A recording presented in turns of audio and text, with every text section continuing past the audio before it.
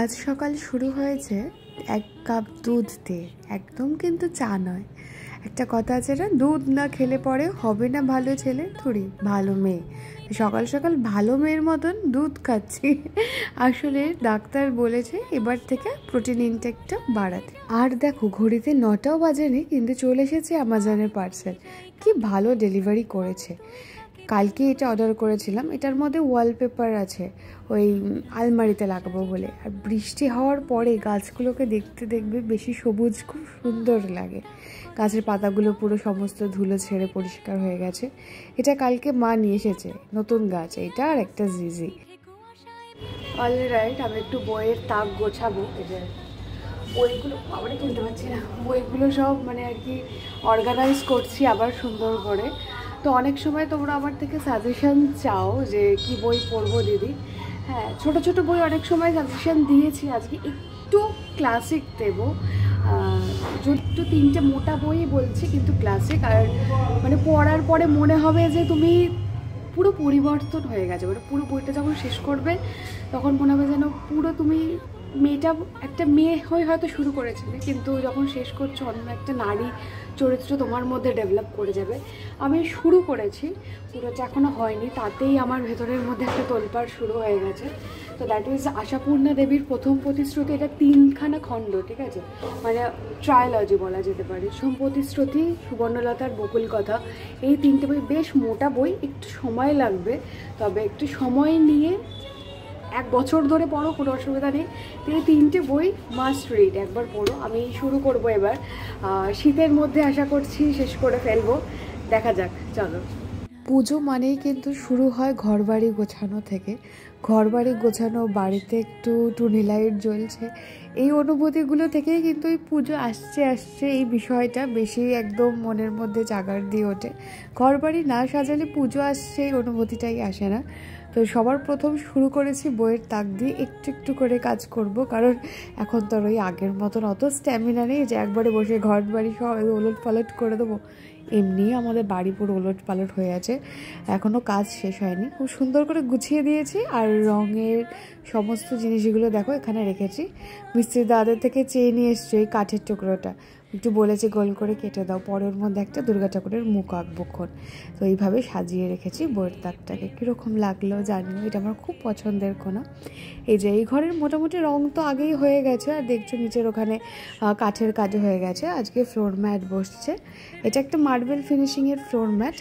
লাগানো হয়ে গেলে পুরো লুকটা তো পরে দেখাবোই, মাঝে মাঝে কাজের একটুখানি স্ন্যাপ তোমাদের সাথে শেয়ার করছি। আমার কিন্তু বেশ ভালোই লাগছে। পাল্লাগুলো যে দেখলে একটু আগে লাগানো ছিল, এখন খুলে নিয়ে গেছে, ওর মধ্যে সানমাইকা লাগানো হচ্ছে। আর পুরো ঘরের কাজ, মানে একটা ঘরে কাঠের কাজ হচ্ছে, আর একটা ঘরে ফ্লোর ম্যাটের কাজ হচ্ছে, আর আরেকটা ঘরে আমি বসে বসে সব গোছগাছ করছি। বুঝতে পারছো তো বাড়ির কি অবস্থা তাহলে। আর পুজোর মধ্যে যদি মানে আরেকটা ঘর না রেডি হয় খুব অসুবিধা। অলরাইট, যে সকাল থেকে তারপরে আমার শরীরটা খুব খারাপ লাগছিল। আমি শুধু ঘুমিয়েছি আর ঘরবাড়ি কিছু গোছাইনি। বাড়িতে পুরো লন্ডভন্ড অবস্থা, এখনও কাঠের কাজ চলছে। কাঠের কাজটা আজকে মোটামুটি হয়ে যাবে, কালকে হাফ বেলা হয়ে শেষ হবে। ফ্লোর ম্যাট বসছে, সেটারও আবার মাঝে মাপের একটু গন্ডগোল হয়েছিল, তো উনি আবার এনে আবার বসাচ্ছেন। একটা ঘর মোটামুটি আজকে হয়ে যাবে, কালকে খাট পালিশ শেষ করে একটা ঘর মোটামুটি রেডি হবে। মেন যেটাতে বেশি কাজ হচ্ছে ওটা হবে না, ওটা কাঠের কাজটা শেষ হয়ে যাবে, তারপরে রং হবে, আর তারপরে কাজ বন্ধ রাখবো।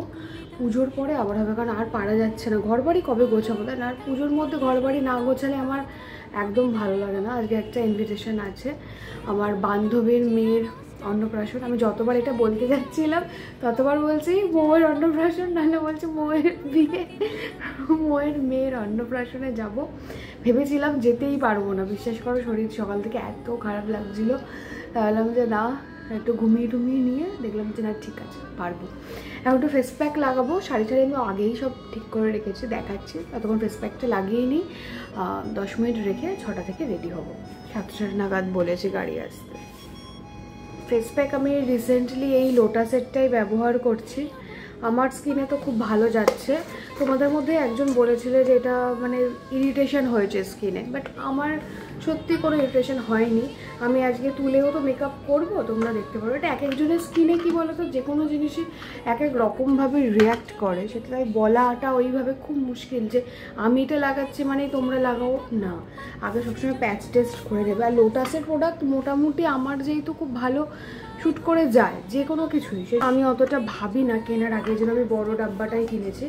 ইভেন এটাও আমার ভালোই কাজ দিচ্ছে, খুব ইনস্ট্যান্ট একটা গ্লো বা ট্যান রিমুভ করে দেয়। দেখাচ্ছি, গোলাপ জলটা খুঁজে পাচ্ছি না। আচ্ছা, আমি এটা গোলাপ জল দিয়ে ব্যবহার করি, খুব কম কোয়ান্টিটি। দেখো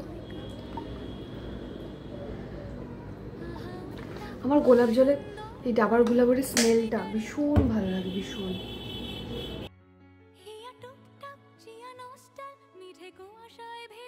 আসলে আমার শরীরটা খারাপ হয়েছে, ডাক্তার দেখিয়ে এসেছি। আমি এখন একদম ধকল নিতে পারি না। ডাক্তার দেখিয়ে আসার পর থেকে আমার শরীরটা খারাপ হয়ে গেছে।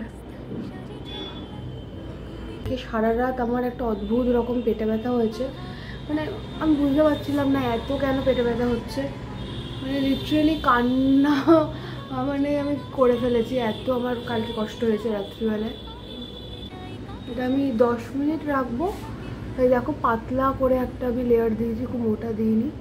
মোটা দিলে শোকাতেও একটু সময় লাগবে, ব্যাস। তারপরে এটা আমি ফ্রিজে স্টোর করে রাখবো, কাল পরশু লাগিয়ে নেবো বা মা লাগিয়ে নেবো। আর যে কোনো অনুষ্ঠানে যাওয়ার আগেই আমি সব সময় আগের থেকে ঠিক করে রাখি, ইভেন পুজোর সময় আমি ঠিক করে রাখি আগের থেকে একবার করে গায়ে দিয়ে শাড়ি গয়না। যেমন আজকে ঠিক করেছি এই ঢাকাই জামদানিটা পরবো, সাথে যে ইক্কতের কাজ আছে হাফ হাফ শাড়ি, আর সাথে সমস্ত কিছু পার্লের জুয়েলারি। ইতিমধ্যে আমার ফেস প্যাকটা রিমুভ করা হয়ে গেছে, 15 মিনিট মতন রেখেছিলাম, তারপরে আমি ধুয়ে নিয়েছি। এবার স্কিন কেয়ার করবো, সেই জন্য আমি একটুখানি তোমাদের দেখিয়ে নিলাম।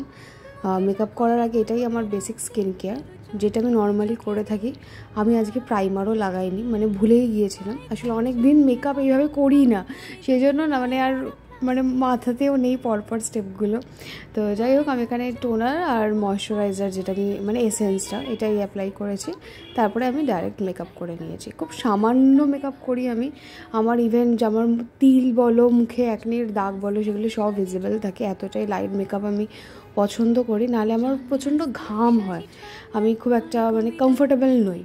আর লিপস্টিক, আইলাইনার এগুলো পরতে আমি খুব ভালোবাসি। আজকে আমি যেরকম আই মেকআপটা খুব হালকা রেখেছি, যেহেতু পার্লের গয়না পরছি, তার সাথে আমার মনে হয় পার্লের সাথে সবসময় একটুখানি পিঙ্ক টাচের জিনিস খুব ভালো লাগে, বা একটু হালকা নিউড জিনিস খুব ভালো লাগে।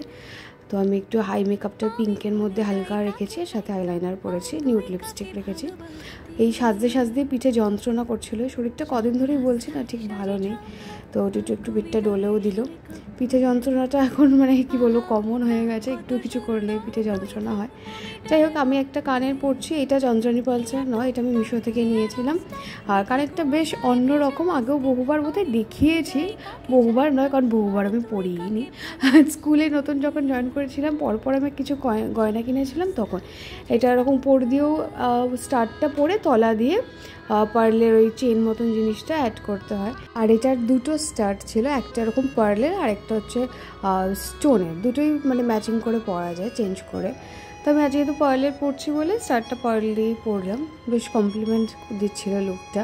আর সত্যি বলতে আমার এই প্রেগনেন্সি জার্নিতে দুটো ট্রাইমেস্টারে আমার খুব বেশি প্রবলেম হয়নি।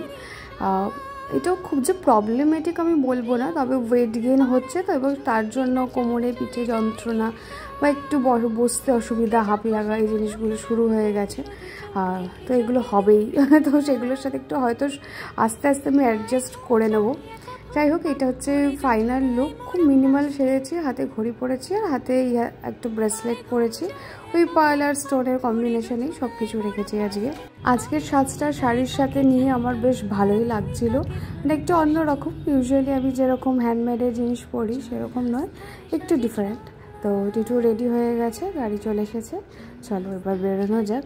তবে আমরা ভেবেছিলাম যে 7:30টায় বেরোচ্ছি, 8:30টার মধ্যে পৌঁছে যাব, মানে খুব আরামসে পৌঁছে যাব, কিন্তু রাস্তায় বেরিয়ে এত জ্যামে পড়েছি, মানে আমার লিটারালি লাস্টে রাগ হয়ে যাচ্ছিলো যে এত এত জ্যাম, আসলে মানুষের পুজোর শপিং এখনও শেষ হয়নি, সেটা আমি সোদপুরের রাস্তাটা এসে বুঝলাম যে লাস্ট মিনিট শপিং যেটা বলে সেটা এখনও মানুষের চলছে। তো 9:45 নাগাদ বোধহয় আমরা পৌঁছেছি। এই যে পৌঁছে দেখো খুব সুন্দর একটা ডেকোরেশন রয়েছে। তবে আমি দূর থেকেই বেশি ওকে আদর করেছি, মানে যত ভালোবাসা দেওয়ার দূর থেকেই দিয়েছি। আজকের দিনে প্রচুর লোকজন থাকে, সবাই কোলে নিতে চায়। যাই হোক, আমি দূর থেকেই ওকে একটা ছোট্ট একটা স্ন্যাপ তোমাদের সাথে শেয়ার করলাম। পৌঁছে মাথাটা ধরেছিল বলে কফি খেলাম। তোমাদের মধ্যে থেকে একজন আমাকে বলেছো কফি খেতে না, আমিও এখন সত্যি বলতে কফি খাওয়াটা অনেক কমিয়ে দিয়েছি। আমি আগে জানতাম না যে কফিটা প্রেগনেন্সিতে খাওয়া যায় না, তবে আমার ডক্টর শুরুতে আমাকে কোনো দিনই বারণ করেনি কোনো খাবারে, কিন্তু আমি এটা দেখেছিলাম যে অল্প স্বল্প কনজিউম করা যায়, তো সেজন্য আমি অল্প খেতাম, খুবই কম দেখেছো হয়তো তোমরা রেগুলার ব্লগে। কিন্তু এখন আমি ঠিক করেছি যে দরকার নেই, সেটাও আমি বন্ধ করে দেবো। খেতে বসে গেছি, একটুখানি মাঝে ঘুরঘুর করে সবার সাথে কথা টথা বলে, কারণ আবার অনেকটা পদ যেতে হবে। তবে আমি খুব বেশি কিছু খেতে পারিনি, অনেক কিছুই ছিল, আমি 2টো পদই খেয়েছি আর মিষ্টি টিষ্টি খাইনি। ওই যে বললাম টিটু এখন খুব স্ট্রিক্ট, আমাকে ডায়াবেটিক ডায়েট করাচ্ছে, তো আমি সেই জন্য করছি। তবে আমার রিপোর্ট নর্মাল, আমার একদমই কোনো অসুবিধা হয়নি। অনেকটা রাত করে আজকে বাড়ি ফিরেছি, তাই আর কিছু ফিল্ম করা হয়নি, শরীরও আর মানে চলছিল না। আজকে ব্লগটা এইটুকুই রাখছি, দেখা হচ্ছে আবার একটা অন্য ভিডিওর সাথে। Till then stay happy, stay blessed and always stay positive. Bye by.